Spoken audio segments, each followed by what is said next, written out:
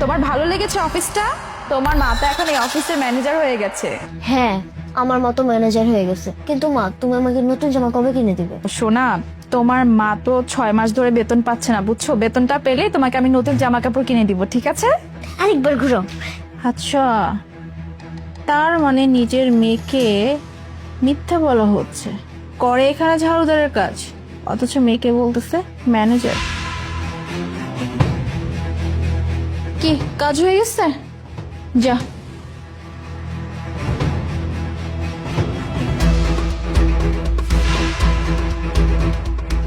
কিরে, তোর এত বড় সাহস কি করে হলো তুই তোর মেয়েকে এই চেয়ারে বসাইছিস? ম্যাডাম, আসলে আমার মেয়ে আমার অফিসটা একটু দেখতে চাইছিল, তো তাই ওকে একটু নিয়ে আসলাম। আচ্ছা, তুই তোর মেয়েকে অফিসে ঘুরতে নিয়ে আসছিস? অফিস কি ঘোরার জায়গা? আর তার থেকে বড় কথা, এই চেয়ারে যে তোর মেয়েকে বসাইছিস, এই চেয়ারটা কার তুই জানিস তো? হ্যাঁ, আর এই যে নিজের মেয়েকে যে বারবার মিথ্যে কথা বলা হচ্ছে, এই অফিসের ম্যানেজার ম্যানেজার, তুই তো এখানে কাজ করিস ঝাড়ুদারের কাজ করিস, আর তুই তোর মেয়েকে বলতেছিস তুই নাকি ম্যানেজার, তাই তো? ম্যাডাম, আমি তো এই অফিসের ম্যানেজার, আমি তো আমার মেয়েকে এই চেয়ারে বসাইতেই পারি, তাই না? এখানে তো কোনো সমস্যা নাই। ও আচ্ছা, তাই নাকি? হ্যাঁ, তুই অফিসের ম্যানেজার, তুই যদি অফিসের ম্যানেজার হস তাহলে আমি কি? হ্যাঁ ম্যাডাম, কি বলতেছেন এগুলা? আমি তো এই অফিসের ম্যানেজারই, আপনি আবার মিথ্যে কথা বলতেছেন কেন? তাই না, তুই ম্যানেজার? তাহলে এখন প্রমাণ হয়ে যাক যে এখানকার আসল ম্যানেজারটা কে। ম্যাডাম, আপনি আমার মাকে কেন থাপ্পড় মারলেন? আমার মা তো এই অফিসের ম্যানেজার, তাই না? আপনি আমার মাকে কেন থাপ্পড় মারলেন? এই যে তোর মা এই অফিসের একজন ঝাড়ুদারের কাজ করে, হ্যাঁ, আর তুই কিনা বলতেছিস তোর মা এখানকার ম্যানেজার। তোর মা এখানকার ম্যানেজার না, এখানকার ম্যানেজার তো আমি। আর এই চেয়ারটা ম্যানেজারের চেয়ার, ঠিক আছে? আমার চেয়ার, যেটা কিনা তোর মা মিথ্যা কথা বলে তোকে এখানে বসাইছে। কিরে, থাপ্পড় খেয়ে কি লজ্জা হয় না? নাকি আরো একটা থাপ্পড় খাবি? কোনটা? এক্ষুনি তোর মেয়েকে রেখে দিয়ে বেরিয়ে যা। ম্যাডাম ওকে মাফ করে দেন। শোনা, এসব বলতে হয় না, চুপ থাকো। ম্যাডাম, আমি চলে যাচ্ছি এখান থেকে আমার মেয়েকে নিয়ে। চলো।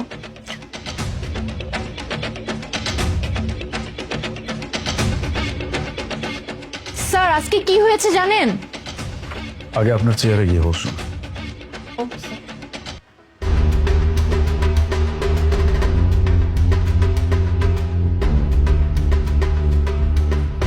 জি, এখন বলুন।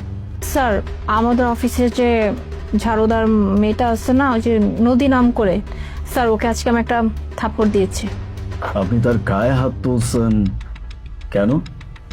স্যার, আপনি জানেন ও কি করছে? হ্যাঁ, ওর মেয়েকে এই অফিসে নিয়ে আসছে ঘুরানোর জন্য। ভালো কথা। তারপর ওর মেয়ে কি করছে জানেন? আমার এই চেয়ারে ওর মেয়েকে বসাইছে। জাস্ট চিন্তা করেন ওর কত বড় দুঃসাহস। হ্যাঁ, একজন ম্যানেজারের চেয়ারে বসায় তারপরে মেয়েকে কি বলতেছিল জানেন? মেয়েকে বলতেছিল ও নাকি এই কোম্পানির ম্যানেজার। জাস্ট চিন্তা করেন কত বড় একটা মিথ্যুক, কত বড় খারাপ একটা মানুষ। এর জন্য তোকে আমি থাপ্পড় দিয়েছি স্যার, একদম উচিত কাজ করছে। আমার চেয়ারে সে তার নিজের মেয়েকে বসাইছিল, এই জন্য আপনি তার গায়ে হাত তুলছেন, তাও আবার তার মেয়ের সামনে। আপনি বুঝতে পারছেন এই ব্যাপারটার কারণে ওই ছোট্ট বাচ্চার মস্তিষ্কে কতটুকু প্রভাব পড়তে পারে? ওকে ফাইন, ফরগেট ইট, সবকিছু বাদ দিয়ে দেন। আপনি আমাকে আগে এতটুকু বলেন যে আপনি আমাদের কোম্পানির রুলস রেগুলেশন সম্পর্কে কি জানেন না, নাকি আপনি সবকিছুতেই অবগত? অবশ্যই জানেন, আর এটা খুব ভালো করে জানেন যে আমাদের কোম্পানির পলিসি এইটা বলে যে আপনি কারো গায়ে হাত তুলতে পারবেন না, আপনি কোনো ভায়োলেশন ক্রিয়েট করতে পারবেন না। Right or wrong? স্যার, আমি সবকিছুই জানি, বাট চিন্তা করেন স্যার, ও আমার সামনে এত বড় মিথ্যা কথা বললো। স্যার, ম্যানেজার তো আমি, স্যার এই অফিসের ম্যানেজার আমি, অথচ আমার সামনে ওর মেয়েকে বারবার এই কথা বলছিল ও নাকি অফিসের ম্যানেজার। এটা তো রুলস এর বাইরে গেছে, ঠিক আছে, তাই বলে স্যার আমি কিন্তু কোনো অন্যায় করি নাই। ওকে থাপ্পড়টা দিয়ে আমি উচিত শিক্ষা দিছি ওকে। So what? আপনি ম্যানেজার হয়েছেন তো কি হয়েছে? আপনি যেমন আমার কোম্পানির একজন এমপ্লয়ি, ঠিক তেমনি উনিও আমার কোম্পানির এমপ্লয়ি। আপনি সবার সাথে এমন আচরণ করতে পারেন না। হ্যাঁ, আমি আপনাকে আমার কোম্পানির সবকিছুর দায়িত্ব দিয়ে রাখছি, তার মানে এই না যে এখানে কি হবে না হবে, কি ডিসিশন নেওয়া হবে, সবকিছু আপনার উপরে ন্যস্ত করা হবে। এটার জন্য আমি আছি। হ্যাঁ, আপনি তার গায়ে হাত তুলছেন, এতটুকু একটা বাচ্চার সামনে আপনি চাইলেই তাকে বুঝিয়ে বলতে পারতেন। বাই দ্য ওয়ে, আমি যখন আমার রুমে আসছি তখন আপনি আমার এই চেয়ারে বসা ছিলেন। এখন আপনি আমাকে বলেন আমার কি উচিত ছিল, আপনাকে আগে থাপ্পড় দেওয়া নাকি এখান থেকে আপনাকে সুন্দরভাবে উঠে গিয়ে বসতে বলা? স্যার স্যার দেখেন স্যার, আমাকে প্লিজ জব থেকে বের করবেন না স্যার। আমি বুঝতেছি যে আমি আসলে একটা মিস্টেক করে ফেলছি স্যার। স্যার ইন ফিউচার এমন আর কখনো করবো না স্যার, প্লিজ আমাকে মাফ করে দিন। আপনার সরি দিয়ে আমার কিচ্ছু হবে না। নেহা তো ওই বাচ্চা মেয়েটা আমাকে বলেছিল। স্যার আপনাকে একটা কথা বলার ছিল। বলো। স্যার আপনাদের অফিসে একটা ম্যানেজার আছে না, ম্যানেজার আন্টি, উনি আমার মাকে আমার সামনে থাপ্পড় মেরেছে। হোয়াট? ম্যানেজার তোমার মাকে থাপ্পড় দিচ্ছে কেন? স্যার আমার মা আমাকে আপনার এই চেয়ারে বসিয়েছিল তাই। বুঝতে পারছি।